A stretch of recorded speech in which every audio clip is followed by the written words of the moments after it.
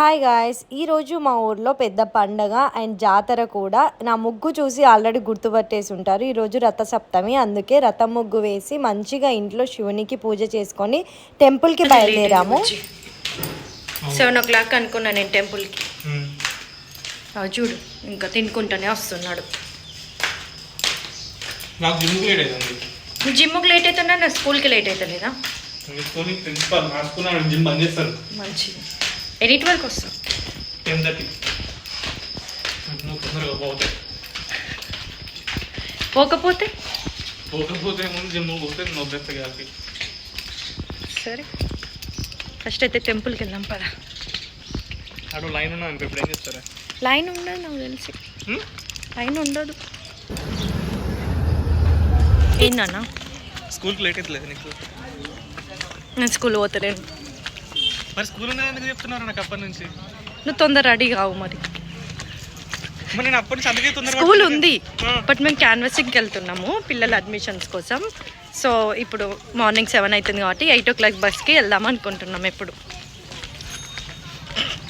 మరి నన్ను ఎందుకు ఇంట్లో పరేషాన్ చేసినారా?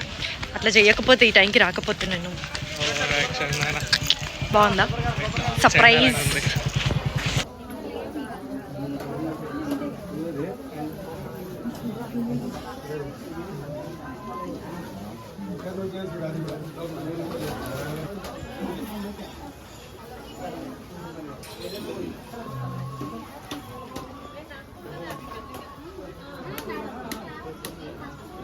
అయిపోయింది దర్శనం, తొందర అయిపోయింది. నేను చెప్పిన నీకు లైన్ ఉండదు ఎక్కువగా అంటే నువ్వే వినలేదు. లైన్ లేదు. టెంపుల్ బ్యాక్ సైడ్ ఇట్లా అన్నదానానికి మొత్తం రెడీ చేసేసిండ్రు. టెంట్ వేసి 3 days ఉంటుంది అన్నదానం. ఎవరైనా వెళ్ళి తినొచ్చు అండ్ హోమం ఉంటుంది. సో అందరూ వెళ్ళొచ్చు, ఎవరు వెళ్ళొద్దు అదేం ఉండదు. అందరూ వెళ్ళొచ్చు, అందరు అటెండ్ కావచ్చు. అండ్ కిందికి వెళ్తున్నాగా ఈ చెట్టు ఉంటుంది. ఈ చెట్టు కోసం నాకు ఆ రోజే తెలిసింది, మా ఆయన చెప్పిండు. అది ఎంతవరకు నిజమో అనేది మీకు కూడా తెలిస్తే కామెంట్ సెక్షన్లో కామెంట్ చేయండి. ఇక్కడ నుంచి చంద్రపూర్కి ఈ చెట్టు కింది నుంచి రూట్ ఉందంట. నాకైతే ఇప్పటివరకు పుట్టినప్పటి నుంచి ఎవరు చెప్పలేదు, నాకు కూడా తెలియదు. బట్ మా ఆయన మాత్రం ఆ చెట్టు గురించి ఆ రోజే చెప్పిండు. అది నిజమా కాదా అనేది మీకు కూడా తెలిస్తే కామెంట్ సెక్షన్లో కామెంట్ చేయండి. అండ్ ఇక్కడ జాతరకు అందరు రెడీ చేస్తున్నారు. ఈవినింగ్ జాతరకి మార్నింగ్ కూడా వెళ్ళొచ్చు జాతరకి, బట్ ఈవినింగ్ వెళ్తే ఇంకా బాగుంటుంది.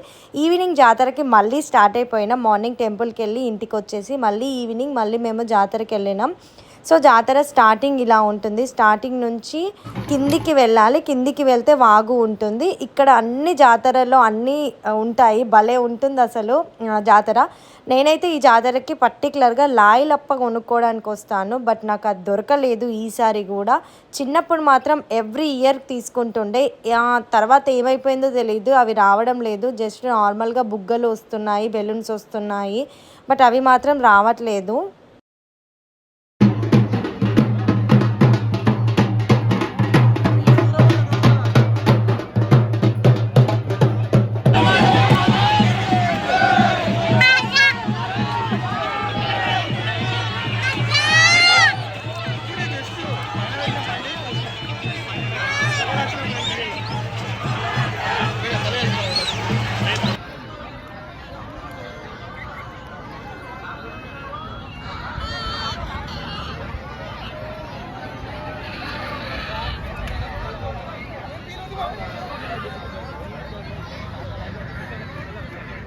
మేము ఈ వాగుకు మాత్రం ప్రతి మండే వస్తాము. లేకపోతే ఫ్యామిలీ అందరం మా సమ్మర్లో గ్యాదర్ అయినప్పుడు, అలా నార్మల్గా ఫ్రెండ్స్ అందరం గ్యాదర్ అయినప్పుడు ఈ వాగుకు మాత్రం ఖచ్చితంగా వస్తాము టైంపాస్ చేయడానికి.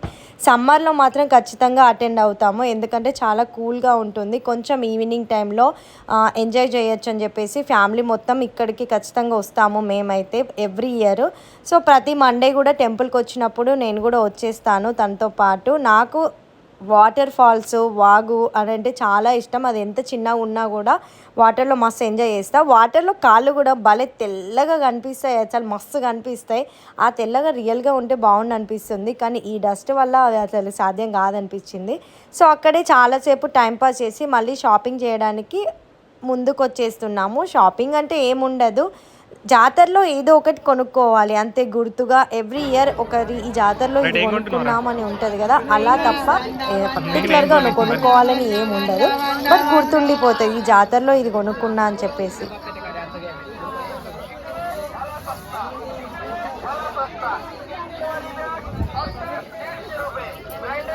చూడ్డానికి కదరా, కొనడానికి కొనియావా?